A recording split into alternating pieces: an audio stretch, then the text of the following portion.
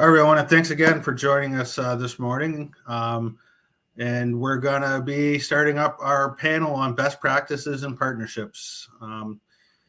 So this morning, we will be hearing from Chief Ross, Chief Terry, Austen from Natural Forces, and Denis from the Port of Belledune. And I'd like to introduce each one to all of you.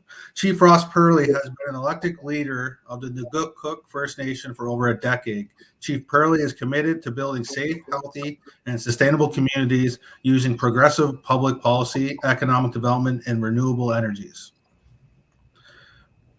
We also have Chief Terry Richardson, who has been Chief of Pabineau First Nation since April of 2020. Before becoming chief, he was a counselor for the community for 8 years, worked as the Big Mog benefits manager for the Trevally Mining, and before that served 25 years in the Canadian Forces. Austen Hughes is the Vice President of Project Finance with Natural Forces. He moved to Canada's East Coast in 2009 to concentrate his endeavors on the Maritime's renewable energy market, focusing on the delivery of wind energy portfolio based around community and First Nations partnerships in New Brunswick, Nova Scotia, and PEI. Denis Caron is the president and CEO of the Port of Belledune. Denis Caron has a proven track record of building successful partnerships with business, government, and community leaders. In 2015, he accepted the role of president and CEO of the Port of Belledune, where he continues to deliver results from a vision of growth and successful regional development. He is passionate about the region and works relentlessly to support local economic and social development by maximizing results for the port. So we'll jump right into some questions. This question is for Chief Ross. Can you tell us about your current clean energy projects in New Brunswick and how you came to work with Natural Forces? Well, right now, we're currently partnering on 2 different projects. The first one we started in 2014. There was a program that MB Power had posted called the Low Risk Program, offering proponents or energy companies an opportunity to bid on a power purchase agreement of 40 megawatts of power, as long as their company was 51% owned by a First Nation community. Natural Forces reached out to Neqotkuk First Nation. We expressed our interest. We then right away started working away on our plan and our proposal to the low risk program. It was a long process, and after 4 years, we competed, I think, with other communities in the province, and our plan and our proposal was successful, at least for 20 megawatts of power. We then, with Natural Forces, started negotiating a power purchase agreement with MB Power, which added another year to the pre-project development. And eventually we were able to come up with an agreement that made it a viable project.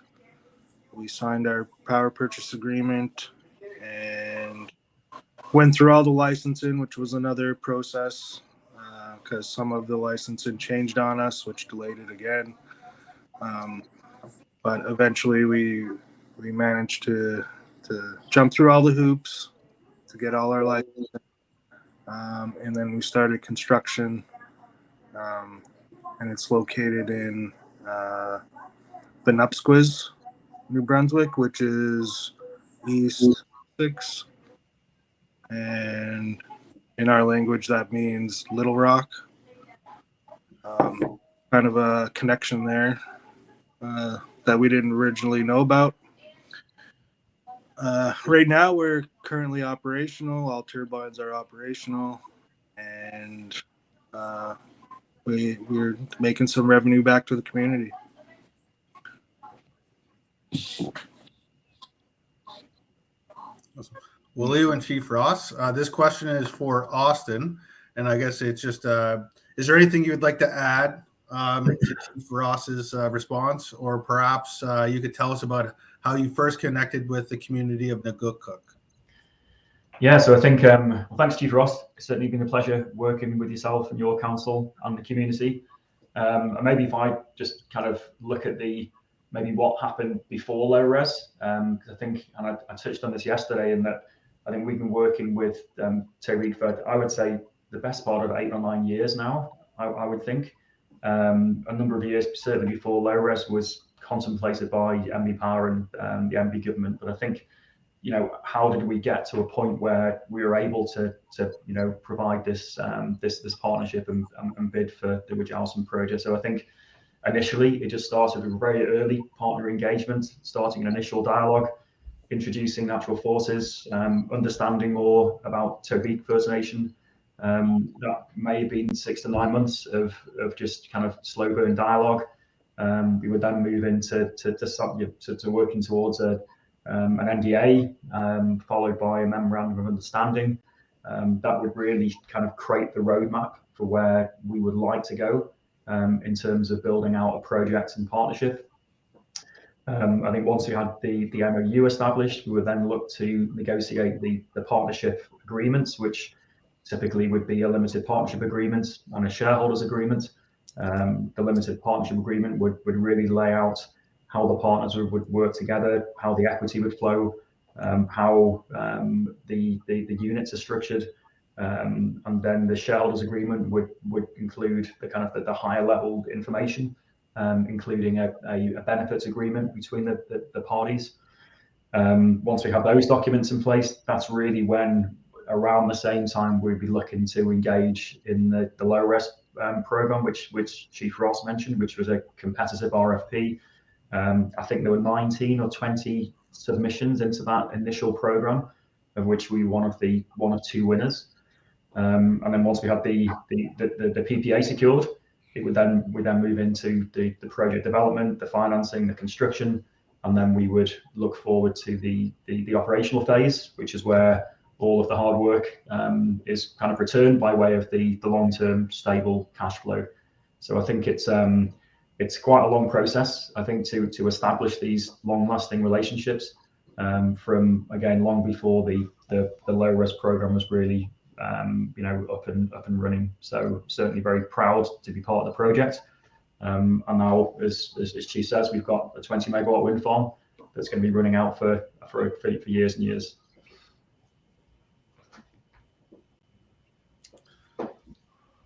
Thank you, Austen. I just want to let everyone know in the audience too, if you have any questions, please just submit them to the Q&A section of Hopin, and we will get those. We'll get to those later on in our panel.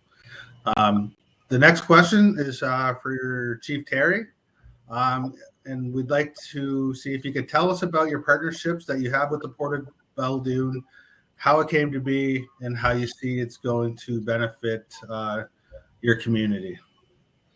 Oh, thanks, Stanley. Yeah, I guess with the Port of Belledune, we have a protocol agreement that was signed with all 9 Mi'kmaq bands in northern New Brunswick.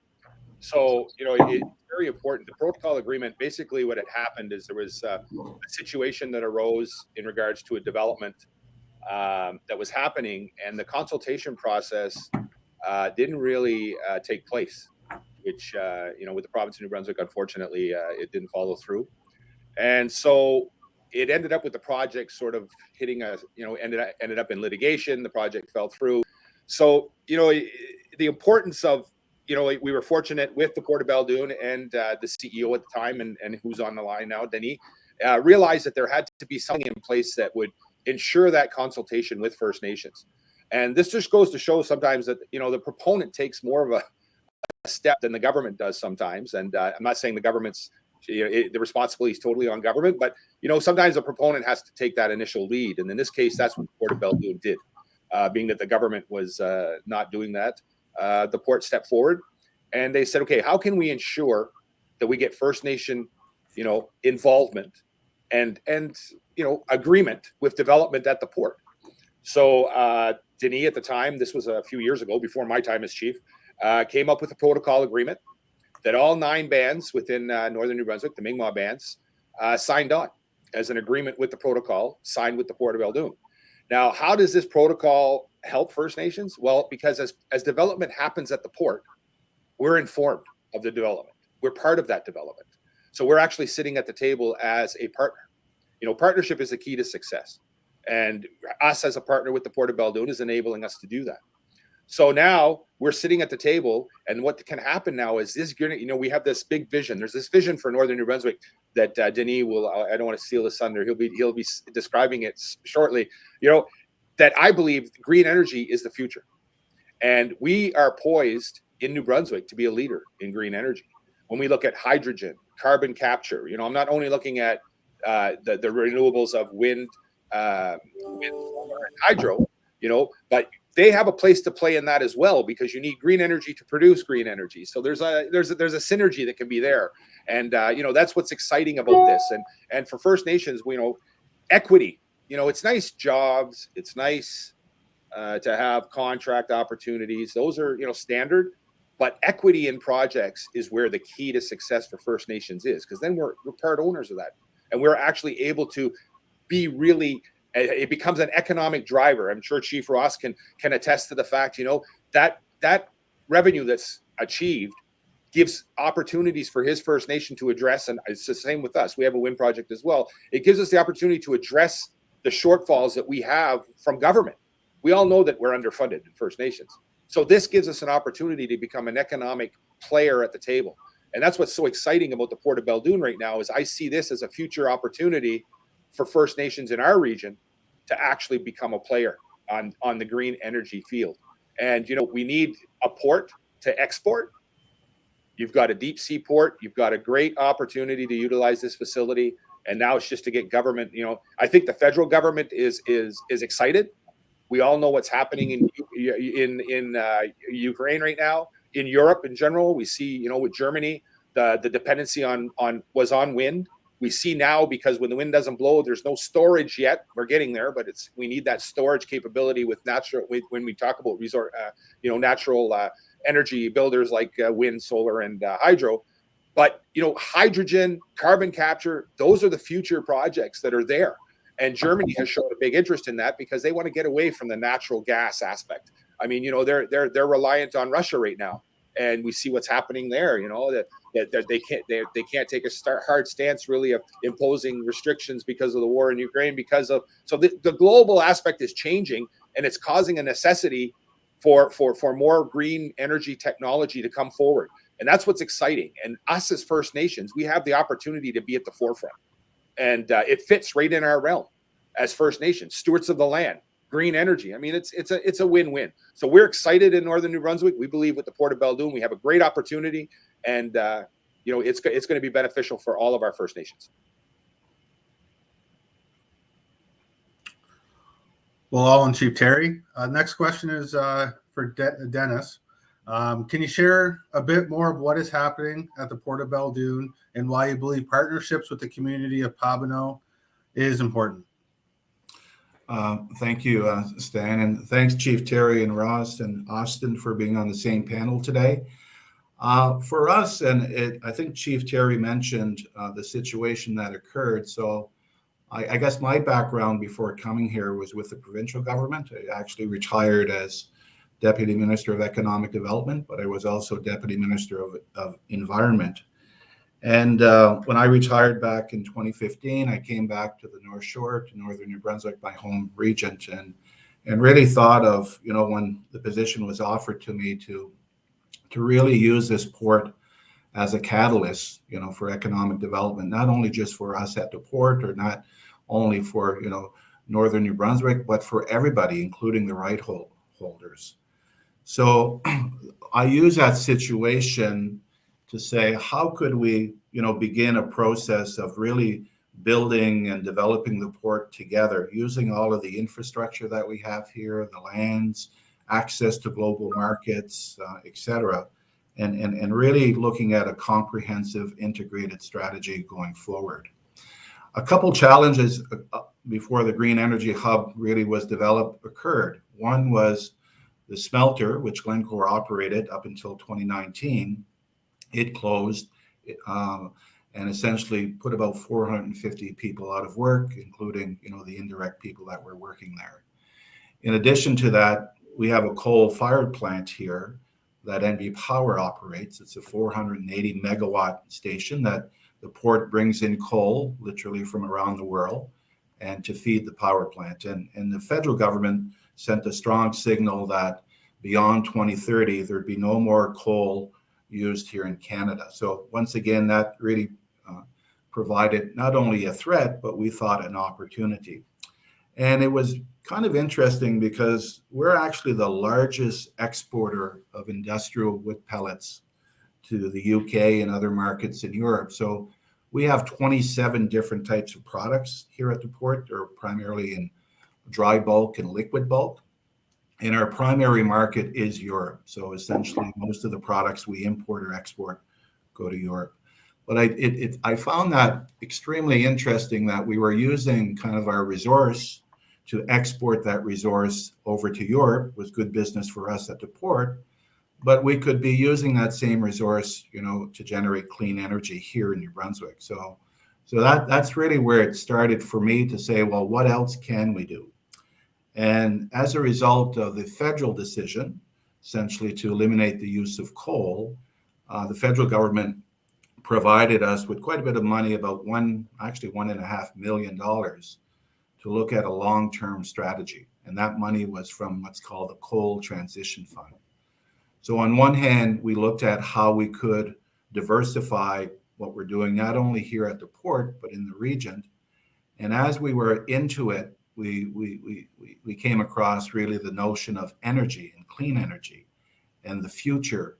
And what's interesting in this particular sector is that everyone around the world is literally starting at the same starting gate.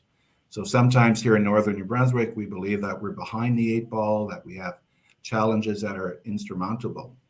But the fact that, as Chief Terry mentioned, there's a growing demand for green energy, whether it's from renewables. There's a huge demand for storage, whether it's batteries or hydrogen. There's a large demand for clean fuels. We're actually seeing in the maritime sector that ships are starting to look at cleaner fuels, and they're looking at bunkering opportunities. And so when we started putting all of that together, we said, why couldn't we be a green energy hub? We have the capabilities. We have a deep sea port that is open year round. We have land. And more importantly, if we can develop that strategy with First Nations, not only here in New Brunswick, but we're on the Bay of Chaleur, and we actually have a relationship with the Mi'kmaq community on the Gaspé as well, because we share the Bay of Chaleur. It's very important, I guess, to all of us. So in developing this green energy hub, we've really have a lot of interest, a lot of traction. I can share with you that we have a variety of commercial businesses globally that are looking at the port and looking at, what we have to offer, not only here, but in the region. So there's a golden opportunity for us, to develop and pursue that sector. And we want to do it in partnership. So this week, I had a meeting with Chief Terry and Jim on Monday, and on Wednesday, I had a meeting with Chief Sasha, to continue with respect to this dialogue that we're having and making sure that, our partners are not only informed, but they're true partners in the development of our plan.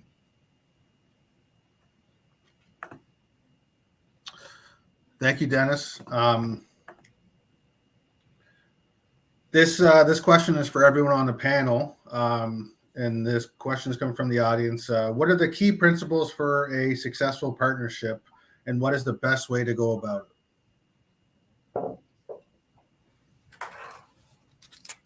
Go ahead, Chief Ross.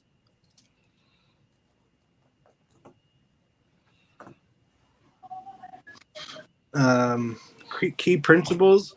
I think first of all, there's got to be a mutual respect for the community and the territory in which the proposed project is to be on. Another thing is, First Nation communities, we just don't want scholarships and training. We want to be active in any proposed project. We want actual equity in any proposed project. And I think, the projects that have been presented here today are good examples that developers, proponents, government, energy companies, and Indigenous communities can work together and everybody can benefit. And I think that's the key to a successful partnership, is making sure that all the parties have a equal equity and benefit long term from the projects, and ensure that our communities are participating through the whole process.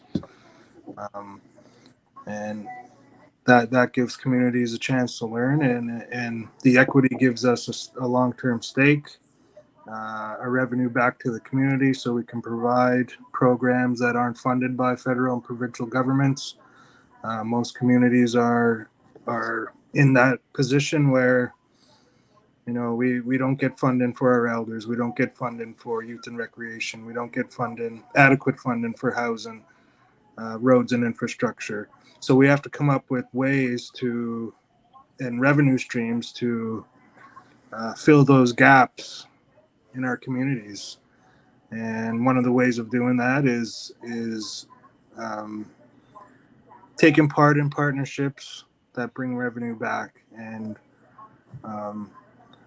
I just hope that more developers and more companies take advantage of communities that are looking to partner, looking to be a part of the energy sector or any sector. That's revenue driven, and we can partner to ensure that our community is successful. So I think that's the key.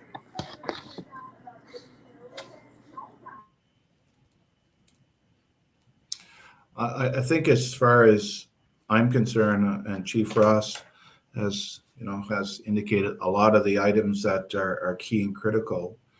But for us, it really is to share, I guess, the wealth that we can create here by using the port as a tool or an economic generator, and making sure that, essentially that the benefits are there for all. And clearly, with the interest that we've been receiving, I would say globally now, with respect to some of the initiatives and projects that we're looking at, I think it's important that, as I say, that we share that wealth among ourselves, and we try to generate more economic activity to look at some activities that we need in our respective communities. We see the port as being that tool that, to be honest with you, it belongs to the right holders, it belongs to the regent. It's a way essentially to reach, the world. We are a port. We're sitting on the Atlantic Ocean. We have access to the world, and we actually are servicing, different industries through the port. So again, I think it's really, for us, is to look at it, in a very, not just a holistic way, but actually, using it for all. I also think, and I'll use this example just on the flip side, because we're talking about economic opportunities, and in particular here with the energy sector, which is very important. But I'll give you another example where the partnership is really important as well. I mentioned that the smelter closed back in 2019. That lead smelter ran for over 50 years. The lead smelter was actually the third or fourth largest emitter in New Brunswick. And I'm sitting next to the second largest emitter, which is NB Power in the coal station. So, we have an opportunity to kind of green the industries here. And I think that falls, in line with a lot of the agendas that, we commonly share. With respect to the cleanup of the smelter, that's going to probably be the largest cleanup in New Brunswick's history. And essentially, we were able to work with Glencore and have First Nations Chief Terry and Chief Sasha be part of what we call a trilateral committee directly with the senior officials of Glencore to look at how we're going to essentially clean up the properties, but more importantly, keep everyone accountable to what's being done. And when the closure occurred, the CEO of Glencore, which is from Switzerland, made a general statement that it was going to be a world-class cleanup. And so we suggested to him that if you're looking for a world-class cleanup, you need to have a world-class relationship that includes First Nations.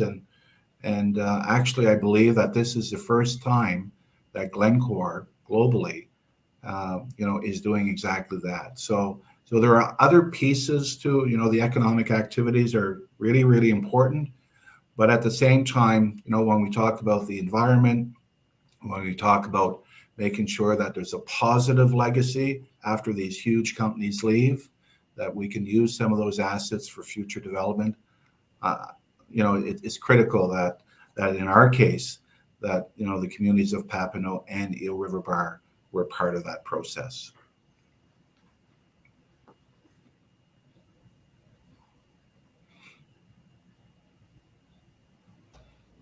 I think maybe from my side, and I think I would echo everyone really that for all partners to avail equity in projects is really important. But I think something that we've been really focused on is ensuring that both partners would have the same equity units and the same equity shares, such that one partner isn't disadvantaged over the other. And that's something that we've seen time and time again in industry, that the First Nation or the community partner avails a different type of share or a different class of unit, which yields a lower return.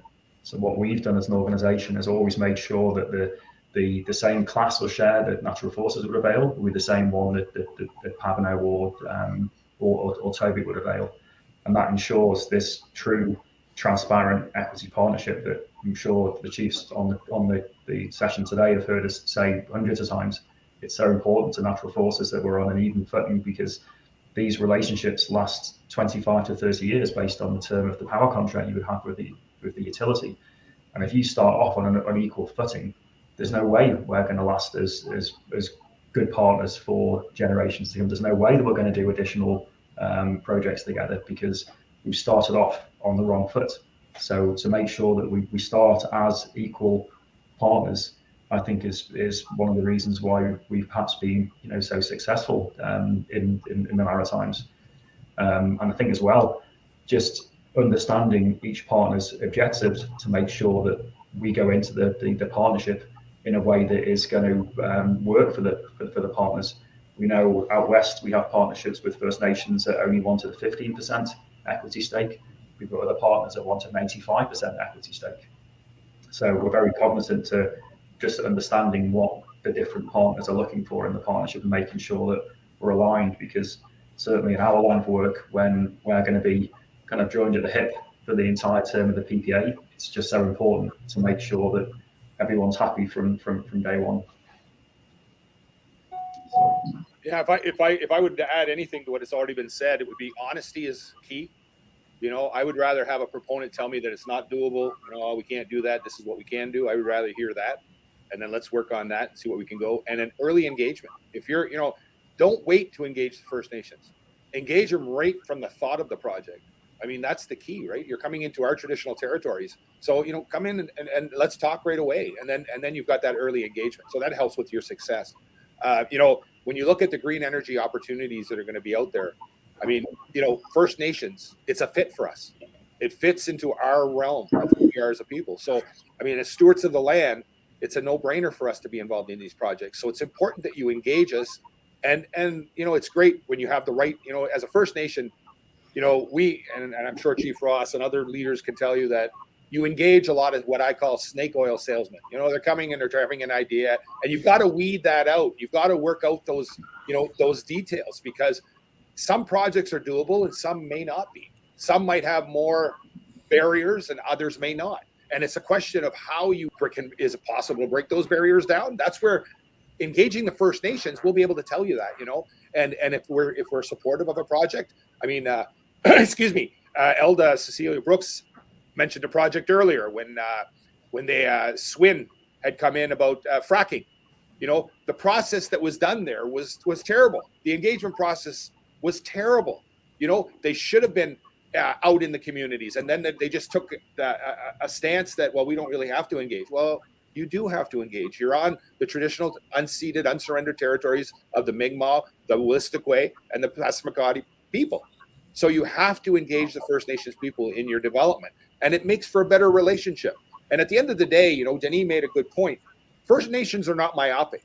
We know if the region is successful, we're successful, because our businesses that we're developing, our gas stations, our malls, our retailers, if there's people that are employed in the region and they're making good money, they're going to come and shop at our stores. So if the region's successful, we're successful as First Nation. So, you know, that's what's great about not being myopic and looking at things on a broader perspective. And that's what I really like with working with the Port of Belledune and the other First Nations involved here, is we all get it. We understand. And we're all here for the success of New Brunswick. If New Brunswick's successful, we're all successful. And that's what we're really pushing for Northern New Brunswick.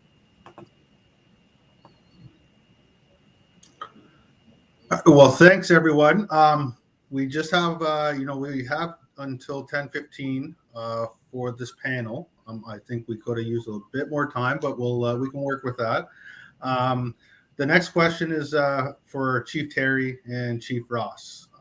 What areas of research and data in clean energy that can help support the Indigenous communities in moving forward in this sector?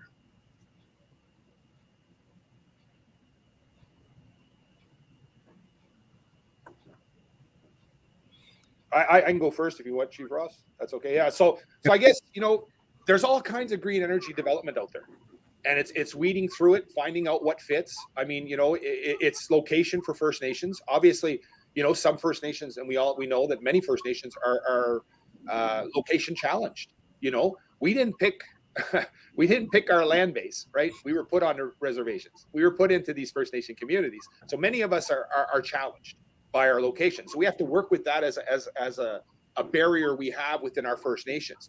But, you know, engaging in the green energy hub is seeing what your First Nation, where can you, maybe it's battery storage, maybe it's wind, maybe it's hydro, maybe it's solar, maybe it's getting like where we're fortunate, we have the Port of Belledune up in our traditional territory, where we can partner with the Port of Belledune and look at those export opportunities of hydrogen.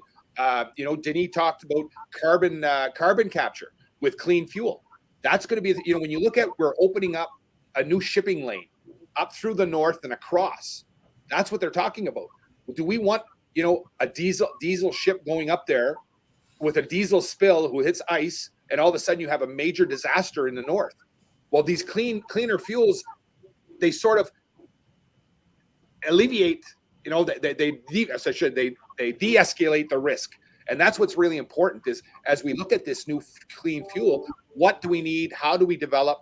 And as a First Nation, look, where are our opportunities? Can we partner with other First Nations? Can we work together as a conglomerate of all 15 First Nations? These are things we've got to look at. You know, Denis hit it on the button. You know, sharing the wealth. You know, $1 or $5 is better than $0 or $5. You do enough, and I use that cliche often, but it's the truth. You know, if you do enough of these projects, you're going to get your $5. So, you know, partnership is the key to success. And if you've got a bunch of First Nations, and if you've got First Nations behind your project, I believe that your project, the chance for the success of your project is a lot better. So that's what I would say to First Nation communities. You have to evaluate, look at what you can get involved in, and if you don't have the expertise, you don't have the capacity in your First Nation, go get it, because it's important to have that capacity in your First Nation.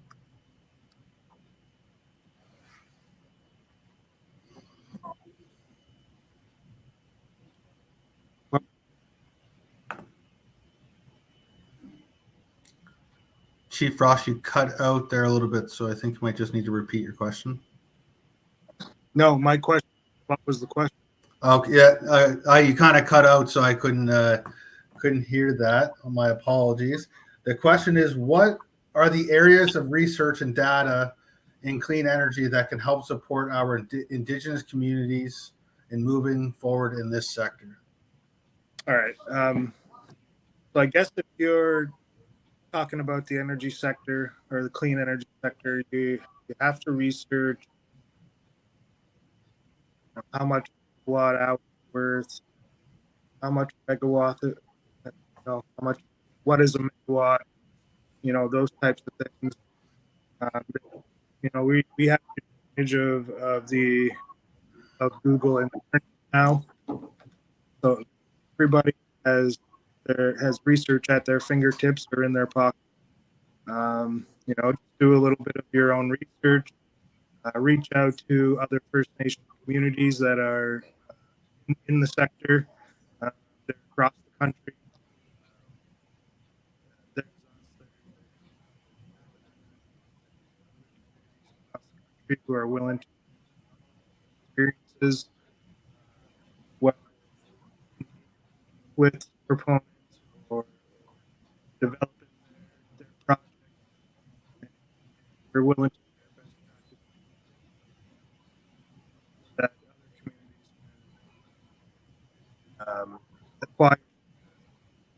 The way we. It's important. It's important for the project to be successful. You don't want to do all this work and invest community money if it's not going to be successful. You definitely want to do your due diligence.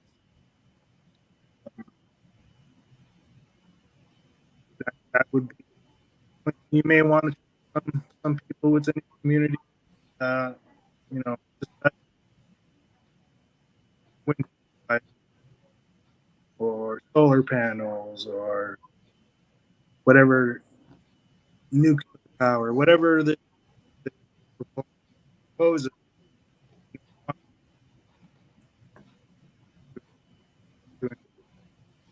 Your community full advantage of benefit of.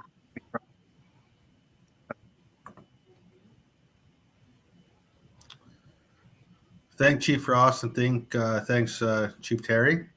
I think we got time for one more question. This question's coming from the audience. What are some of the challenges in partnering on a green energy project, and what are some of the solutions? And this question is for everyone. Well, I think one of the challenges is clearly you have to make sure that you have buy-in and understanding with respect to these types of projects. Yes, there are benefits, but there may be at the same time apprehension or people don't clearly understand or have issues with we often talk about hydrogen. So I think it's important that people understand what some of these products are and how they can be properly managed and handled. The other challenge is, and I find here in New Brunswick, and we presented to the Legislative Assembly. I know Chief Terry did the same thing, Chief Sasha as well. But really here in New Brunswick, we have to renew our climate change action plan because it's not clear provincially where the province wants to go on the green energy file, right? We know where the federal government wants to go with respect to that. There's a ton of programs that are out there in support. But one of the challenges I think we're facing right now is to be honest with you, is to take our strategy and make sure that to a certain extent that it becomes maybe not the entire provincial strategy, but it's a very important piece to it. And that, of course, requires a lot of hard work and discussions and meetings with federal officials, from elected officials to non-elected officials, et cetera. So that, to me, would be, here in New Brunswick anyways, would be one of our key challenges, to make sure that we have a true commitment from the provincial government with respect to where we're going, but that we also have a clear strategy as well.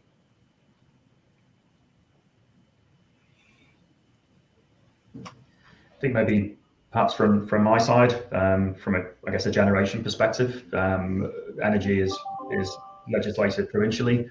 There currently isn't any procurement policies in place in New Brunswick for MB Power to procure new renewable energy. So I think the last program we had was the low risk program, which myself, Chief Terry, and Chief Ross are all involved in through our respective projects. But I think if we had new policy governing the procurement of additional renewables, then that would be a huge kind of step in the right direction to bring new renewables on the system. And I think such was the case with low risk. If you mandate a component of a new program to be majority owned by First Nation communities, then that would enable the First Nation communities to either go after the project on their own, or look to partner with a developer that would help them get the project constructed. But I think if we had a low risk 2.0 that was structured in a very similar way as what it was a number of years ago, that would be great to get more renewables in the ground.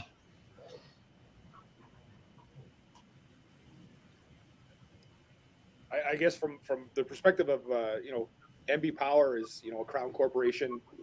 It's the only player in the province.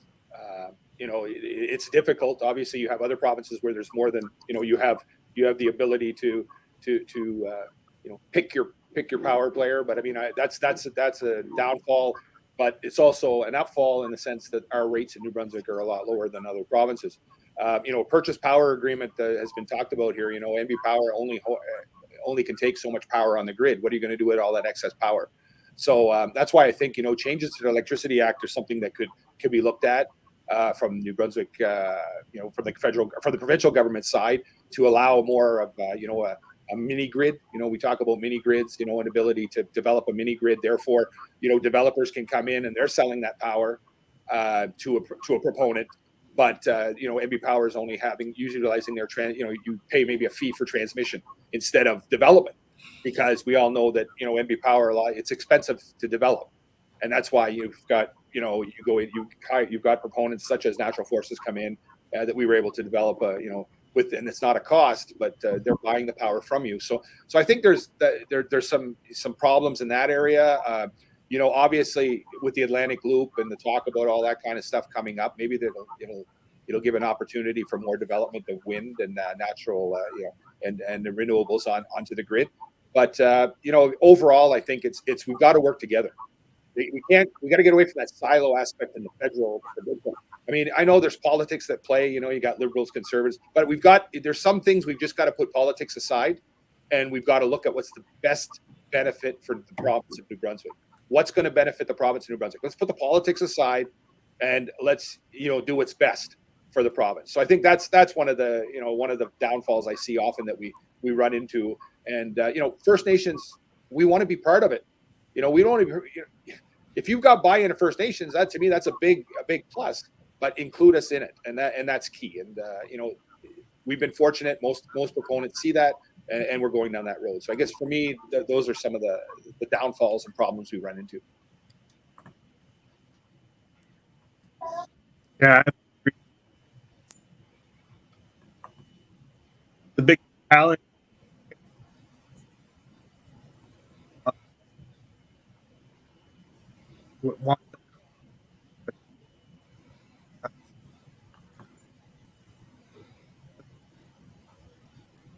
Chief Ross, just want to let you know you're kind of breaking up. Yeah.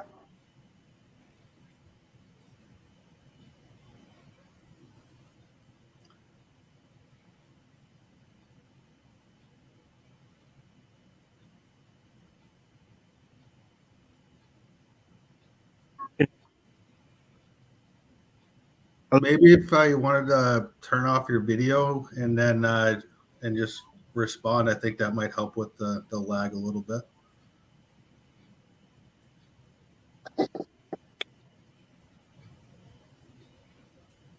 Hello. Yeah, we can hear you, Chief Ross. All right. Yeah, what I was saying was that I think the biggest, is do a project.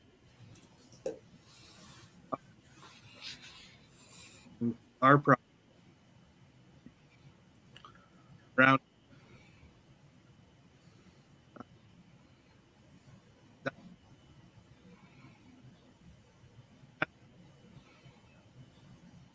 a project, low rent.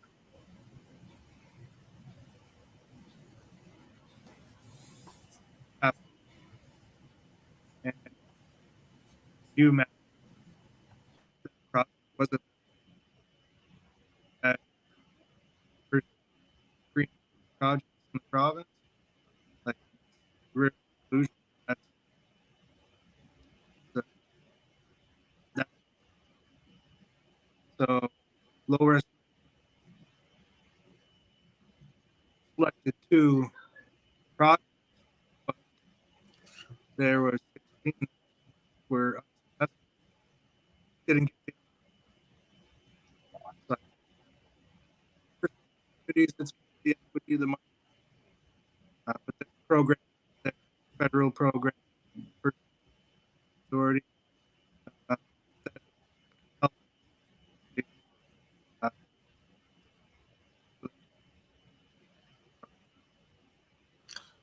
but more opportunity. Hi, Chief. I think you're still continuing to kind of cut in and out, so my apologies there. All right.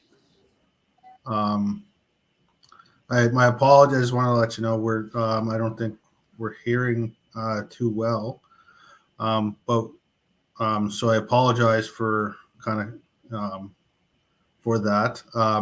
We are coming to the end of the panel, so I'd like to thank all 4 of you. Chief Terry, Chief Ross, Denis, and Austen for joining us this morning and taking times out of your really busy schedules to share your expertise on your partnerships on green energy projects. So thanks again, and just want to kind of maybe if anyone in the audience, feel free to reach out to any of our panelists if they're available to meet and ask any further questions.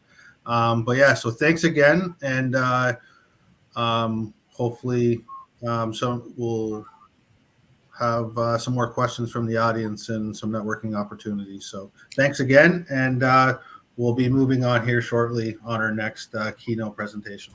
Thanks, everyone. Appreciate the opportunity. Yeah, thanks. Yeah, thank you, guys. All the best.